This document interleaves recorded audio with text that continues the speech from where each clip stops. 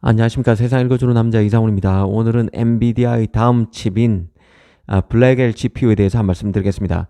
이 암페어 호퍼를 잇는 차기 아키텍처 이름인 블랙엘은 통계 게임 이론 및 그 정보 이론 전문가인 데이빗 헤럴드 블랙엘에서 따왔다고 합니다. 이 호퍼 GPU가 TSMC 4나노에서 만들어졌는데요. 블랙엘은 TSMC 3나노에서 제작됩니다. 사실 그 블랙엘 GPU의 빠른 등장은 AI 칩에서 치열한 경쟁의 산물입니다. 엔비디아의 H100이 뜨자 AMD가 뛰어난 스펙의 MI300 GPU 시리즈를 내놨습니다. 이는 초기 AI 시장을 8, 90% 확실히 점유하고 있는 엔비디아의 위기감을 자극해서 그 H100의 후속작인 H200을 엔비디아로 하여금 서둘러 내놓게 만들었는데요. 블랙엘도 올 하반기에 바로 내놓는다는 게 엔비디아의 입장입니다. 블랙엘이 결국 원래 나올 수밖에 없는 것은 AMD가 MI300 시리즈 파생 모델을 통해서 HBM3E를 탑재한 제품을 선보일 것임을 시사한 대목에서도 드러납니다.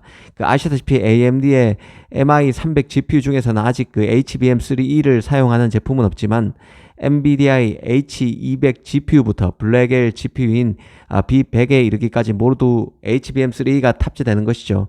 그래서 AMD도 GPU 업그레이드에 박차를 가하는 상황입니다. 이와 관련해서 삼성의 HBM3E 제품이 블랙엘에 탑재될 수 있을지 지켜보는 것도 흥미로운 포인트일 것입니다. 이 엔비디아의 블랙엘에 대해서는 얼마 전 그 세계 최대 서버 제조업체 중 하나인 델이 몇 개 정보를 오픈했습니다. 바로 블랙엘의 전력 소모량인데요. 칩당 전력 소모량이 1000W라는 것입니다. 그 H100의 경우는 700W, H200도 700W인데 더 전력 소모가 많아진다는 뜻이죠. 참고로 AMD의 그 MI300 GPU는 750W입니다. 전력 소모가 많은 만큼 칩의 성능 향상이 담보될 것이라고 생각하는 게 합리적일 것입니다. 통상 그 칩의 전력 소모가 많다는 얘기는 칩이 커질 가능성이 크다는 뜻입니다. 칩이 크다 보니 전력 소모가 많고 발열 문제가 잡아야 할 최대 이슈가 되는 것이죠. 보통은 칩이 커지면 그 안에 집접된 트랜지스터와 회로가 완벽하게 구동될 확률이 낮아지고 당연히 생산 수율도 떨어질 가능성이 큽니다. 그만큼 회로도가 복잡하다는 뜻입니다. 그리고 트랜지스터와 회로의 수도 많다는 뜻을 함의하는 것이죠. 칩이 크다는 얘기는요. 그러다 보니 제작 가격도 당연히 올라갈 수 있습니다. 블랙엘 이전 아키텍처인 호퍼 같은 경우는 H100, H200 모두 칩 그 크기가 다이 크기가 814제곱밀리미터였습니다. 블랙엘의 경우 이보다 더 다이가 커질 수 있습니다. 그래서 엔비디아가 이번 블랙엘에서 멀티칩 타일 구조를 적용할지도 관심을 갖고 볼 부분입니다. AMD, 인텔 등이 이미 이를 적용하고 있는데 아직 엔비디아는 다이를 나눠서 제작해 붙이는 이런 제작 방식을 채택하지 않고 있는 상태입니다. 사실 그 엔비디아 칩이 워낙 비싸다 보니 숱한 비테크들이 그 자신의 서버에 최적화된 자신만의 칩을 설계해서 만들기 위해 혈안입니다.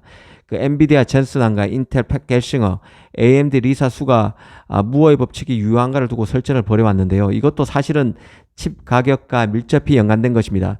무어의 법칙은 반도체 직접 회로의 성능이 약 2년마다 2배로 증가하는 대신 비용은 절반으로 떨어진다는 게 핵심입니다.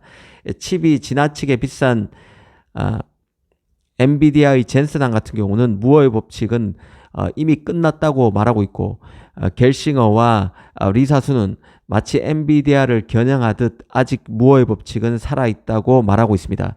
한마디로 겔싱어나 리사수나 무어의 법칙을 옹호함으로써 얼마나 엔비디아가 폭리를 취하고 있는지 저격하고 있다고 이해하시면 될 것 같습니다.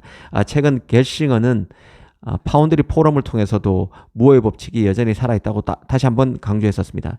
이런 논쟁에서 누가 맞고 틀리고를 떠나서 반도체 시장의 투자 규모는 갈수록 커지고 있는 게 사실인데요. 이는 겔싱어도 인정한 부분입니다. 겔싱어는 최근 7년 또는 8년 전만 해도 현대적인 팹의 한계 라인 투자에는 100억 달러의 비용이 들어갔지만 지금은 200억 달러 비용이 들어간다고 말하기도 했습니다. 노광 장비, 진화 등 부품 장비 가격의 급등, 첨단 노드 진화에 따른 R&D 비용 급상승, 물류 공급망 재구축에 따른 비용 상승 등이 여기에는 다 들어갈 것입니다.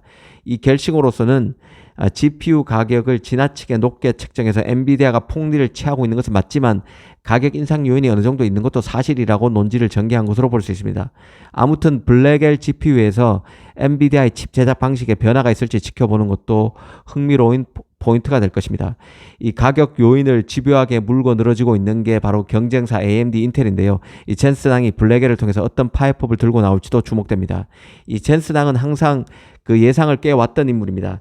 그레이스 호퍼 슈퍼칩 같은 경우만 봐도 그런데요.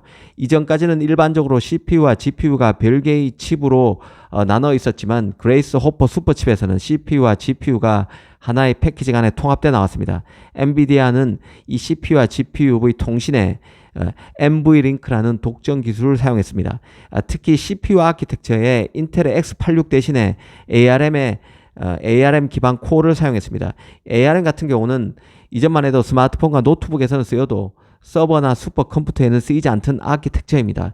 이 젠슨항이 인텔의 영향력에서 벗어나 독자 AI 생태계 구축에 얼마나 심혈을 기울이고 있는지 인식하게 됩니다.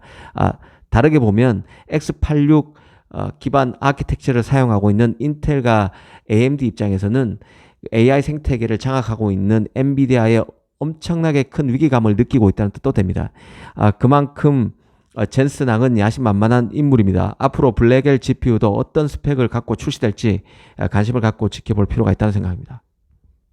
감사합니다.